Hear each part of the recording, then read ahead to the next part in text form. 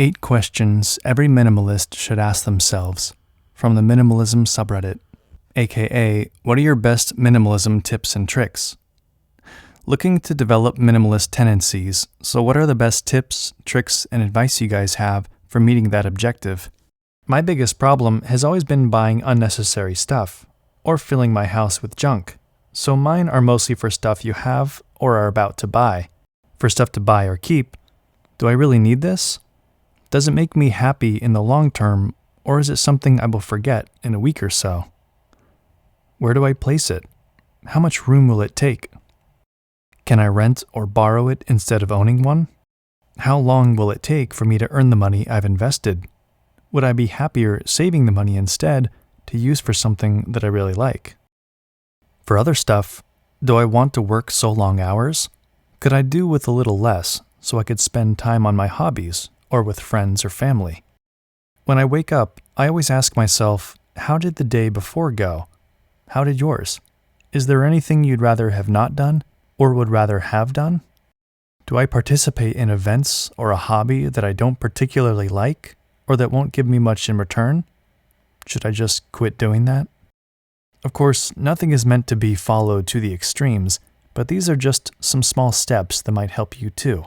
They helped me a lot, and I'm more stress-free, having more time in my life for stuff I want to do, and most importantly, more money. I've been on a trip to become a minimalist for some time now. I've managed to declutter my house a lot, but there's lots of stuff to do. I want to be able to have one small IKEA closet for clothes that will, one day, be full of quality stuff only. Everything I don't really need or can borrow or rent, I will get rid of. When buying stuff is concerned, there is one additional question that I'm asking myself. What will this do to my time? Sometimes there's a gadget or a book or a video game I want, but when I think about it, I realize I won't even have time to use it, or it will cost me time that is better spent otherwise. Before buying stuff, I use the 30-day rule. If I want something, I have to wait at least 30 days before buying it. This results in much less impulse purchases being made, and more thinking about if I really need something. Echo this, I put it on a list, using an app on my phone, and then forced myself to not follow the idea any further. For example, if I decide I want to buy a car, I'll put it on the list, and then I won't allow myself to spend the next 30 days looking at cool accessories for it. Keep the item in mind like that, and you'll end up buying everything you see. For stuff, not food, almost everything I buy is a couple years old. Technology gets really cheap following this pattern. With 2 years to wait for something, you can tell if the product you're buying is of higher quality. Clothing at thrift stores show they can take some wear and tear and keep going. I'm intentionally about 1 to 2 years out of the loop on video games. Everything is 75% off on Steam. There are exceptions like Kickstarter or Indiegogo campaigns, but then I'm supporting an independent and good idea. With other hobbies like reading books, disc golf, playing acoustic guitar, it's not hard to stay a couple years out of the loop. I haven't paid a cent on a book in the past 2 years, and yet I've read over 30 books. I give them away for free when I'm done reading them. Others like this idea and have given me books to read too. Your 30-day rule and being 2 years out of the loop helps you to not get caught up in the hype of buying something. Hype and excitement of buying things makes average people into excessive consumers. TLDR, I'm intentionally about 2 years out of the loop. Everything is cheaper and higher quality. Digitize. Despite the obvious benefits, less clutter, more space, easier to move and organize, etc., I was very concerned about going digital with books, games, movies, and music. Physical books are so satisfying to handle. Seeing my movie or CD collection on a shelf and browsing through the titles was satisfying as well, and my stack of video games was a point of pride. But always having that physical representation around causes your mind to build stronger connections than it naturally would if the media was in a more pure form. If you listen to a song, the experience is about the music. But if you have CDs with inserts and collect them on a shelf, suddenly the mind is preoccupied with much more. I'm not saying there's anything wrong with elaborating on an experience. A novel can definitely be enriched beyond its mere words by the presentation, form, and materials of a physical book. But every little thing takes up brain cycles, and there is only so much you can pay attention to, so make each thing really count.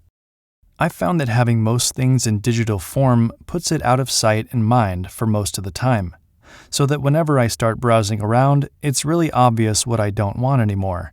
You know that trick where you put a bunch of stuff into a box and don't look at it for 6 months, and then when you do, it's much easier to let a lot of that stuff go? Same principle. If something is on your physical shelf, it's easy to become emotionally attached to it merely out of familiarity. By digitizing, you are more likely to only keep stuff because you enjoy its core experience. I can't do it with books. However, I found a happy compromise. I started by giving away all but 8 books that I knew I wanted to read. Once I've read a book, I give it away for free to an interested party. It's been over 2 years now, read over 30 books, and I haven't paid a cent for a book. People like this idea so much, they give me books for free, knowing I'll read it and pass it on. Everything else is digital that can be. Video games, Steam. Music, YouTube. Movies, dollar theaters, or free online. Guitar tabs, Ultimate Guitar. I haven't found a way to digitize disc golf discs or a soccer ball yet. My tip: be careful when upgrading one item in your life, as that can start a wildfire of dissatisfaction with other items in your life, caused by the new comparisons that result. For example, if you buy a new, high-end tailored dress shirt, your old pants and shoes will now likely not look cohesive with the well-fitting quality shirt. They'll be faded, poorly fitted, dirty, etc., which will cause you to want to upgrade those as well. This can snowball until everything you own feels inferior to the few new high-end items you have. An example of this is shown in The Millionaire Next Door, where a retiring business partner finds out he's to be given a Rolls-Royce as a parting gift. He quickly realizes that car would alienate him from his blue-collar neighborhood, his fishing trips, and the local Mexican joint.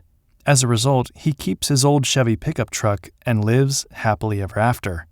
My form of minimalism may not apply to you, but for buying things, I do a lot of the same things that others have mentioned.